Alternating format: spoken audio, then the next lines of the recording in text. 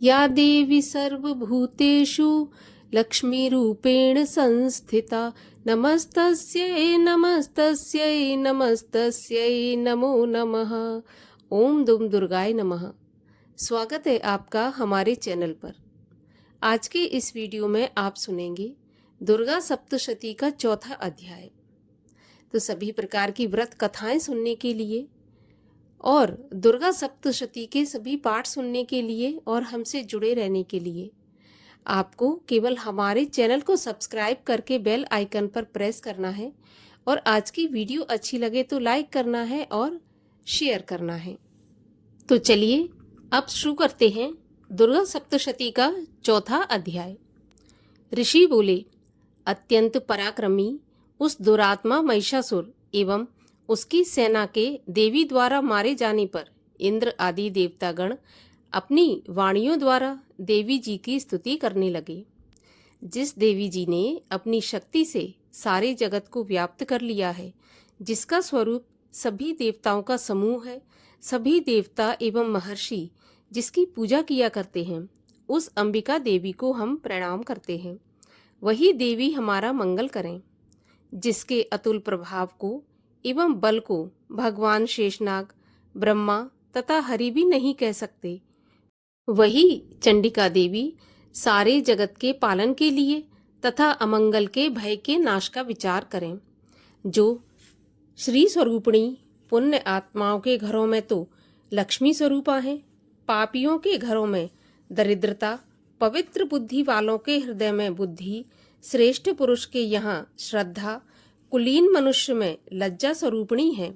इस प्रकार की हे देवी जी हम आपको प्रणाम करते हैं।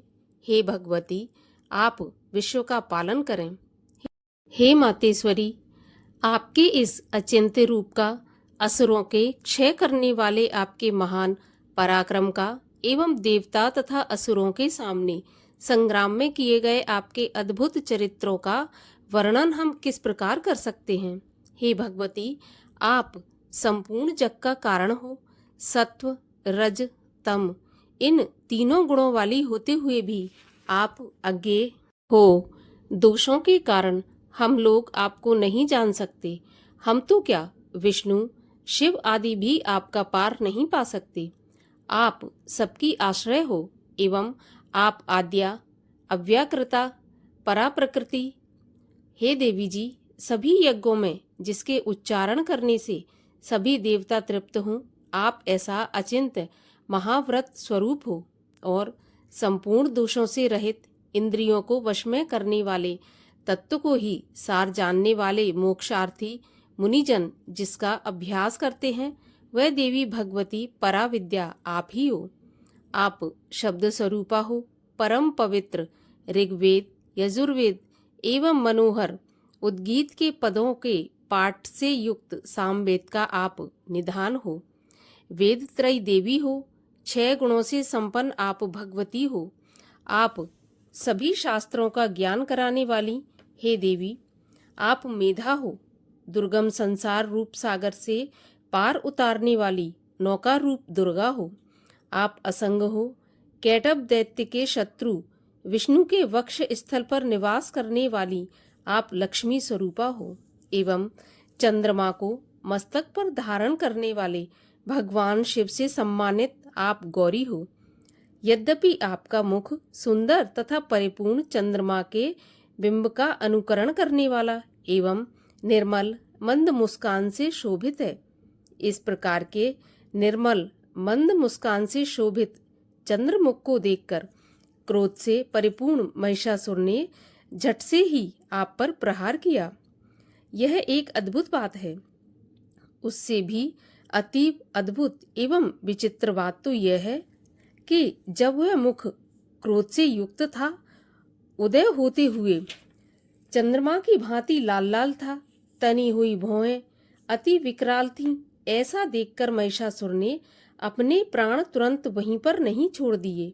भला कौन ऐसा प्राणी है जो क्रोधी यमराज को देखकर भी जीवित रह सके। हे देवी जी, आप प्रसन्न हो। सदा उन्नति दाता देवी जी, आप जिन पर प्रसन्न हैं वे ही सभी देशों में आदर पाते हैं। उन्हें ही धन, तथा यश मिलता है।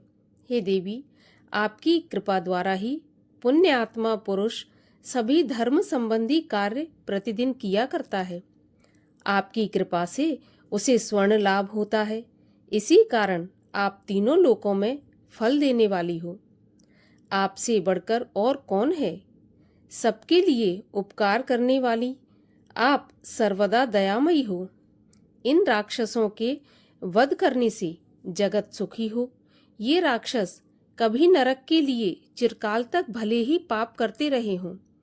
संग्राम में इनका वध आपने इसलिए किया है कि मुझसे मारे हुए ये स्वर्ग चले जाएं।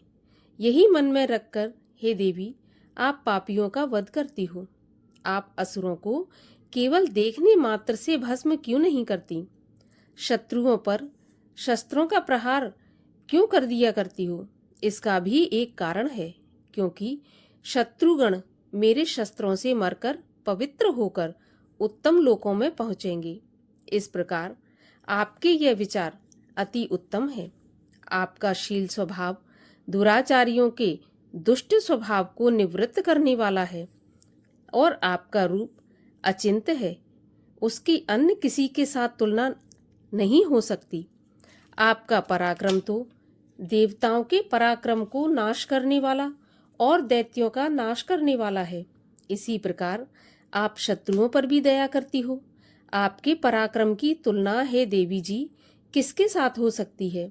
आपके रूप भी तो परम मनोहर है, परंतु शत्रुओं को भयदायक है। हे वरदायिनी, त्रिलोकी भर में यह आप में ही दिखाई देते हैं। हे देवी जी, शत्रुओं का नाश करके इस सारी त्रिलोकी की आपने रक्षा की है।